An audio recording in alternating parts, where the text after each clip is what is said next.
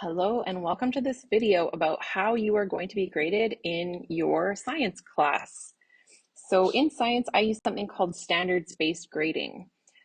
So our classes follow a curriculum that says what we'll learn in each year. So it's the same everywhere in the province. The government of BC puts together this curriculum and it lists learning standards. So these are the things that we need to work on this year. Standards-based grading is a way of assessing how well you met these standards. So here's, for example, the grade 10 science curriculum. You can see the big ideas, which are what units we're going to cover. And then there's on the left something called curricular competencies. I usually call these science skills. So they're the things that you need to be able to do in science. And on the right is content. These are the things you have to be able to know. So I take these and I put them in a more student-friendly language. So for example, this one about formulate multiple hypotheses and predict multiple outcomes. I might write it as I can formulate multiple hypotheses and predict multiple outcomes. Or towards the beginning of the year, it would just be I can formulate hypotheses. Okay, that's where we would start. For content, this one that says DNA structure and function, I give it a little more detail. So for example, I can describe the structure and function of DNA. Sorry, my face is blocking that. I can describe the structure and function of DNA. For environmental science, it would be something like this one that says impacts of global warming. It would say, I can explain the impacts of global warming on ecosystems and humans, would be your learning standard. So what does this mean for your grades? When we do an assignment or quiz, I'll tell you which standard is being assessed. So for example, on a lab, I might be looking at the standard, I can draw and interpret graphs. That means I'm going to look at your graph and your explanation of what the graph tells us and give you a score on the proficiency scale. On a quiz, it might be a content goal. So something like I can describe the structure of DNA, including genes, chromosomes, and alleles. And you would answer a few questions to show me how well you understood the topic, and you'll get a score on the proficiency scale. So this is the proficiency scale.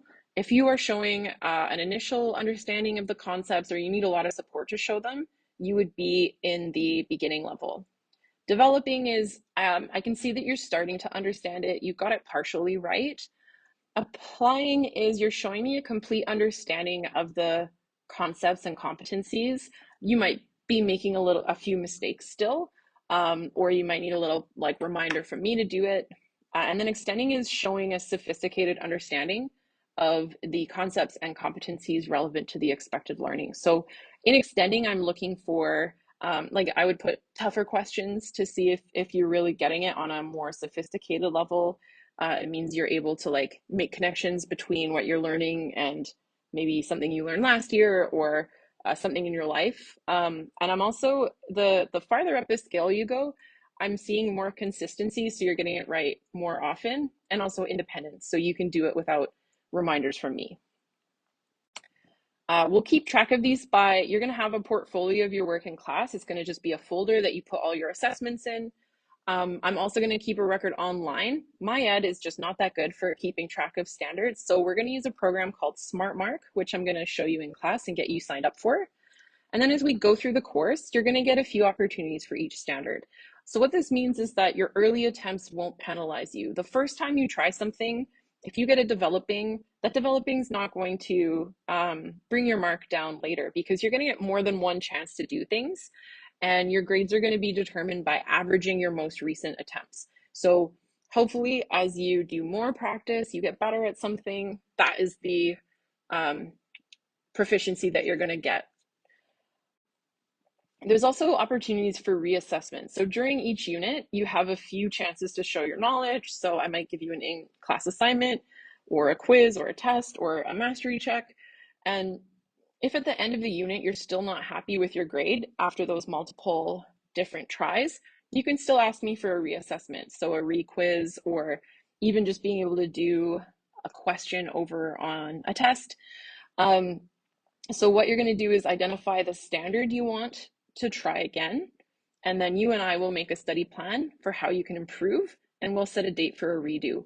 So maybe in fit time or after school, we'll figure out when you can do a reassessment on that standard. On your report card, you still do get a percentage and a letter grade. So what we'll do is look at your most recent proficiency scores for each standard, and we're going to convert it using this chart. So for example, if you got all applying, you would get around an 82. Okay. If you got mostly developing, but you also got a few applying, so that would be a 73. Okay. And you get to have opportunity for your report card. So maybe you would submit a reflection. You and I might have a brief conversation to discuss like maybe differences between your reflection and what I'm thinking. But you can also always go on SmartMark and see what it says on there. I hope that helps. If you have any questions, just come find me in class.